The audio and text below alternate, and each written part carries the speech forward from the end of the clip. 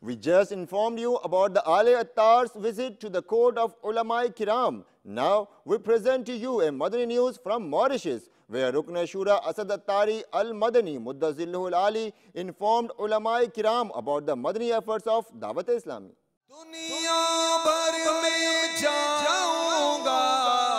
सुन्नतें फैलाऊंगा, दुनिया भर में जाऊंगा, सुन्नतें फैलाऊंगा, कहिए दुनिया भर में जाऊंगा, सुन्नतें फैलाऊंगा,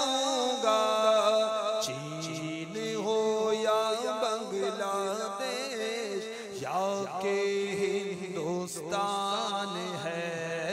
मुर्शिद के फरमा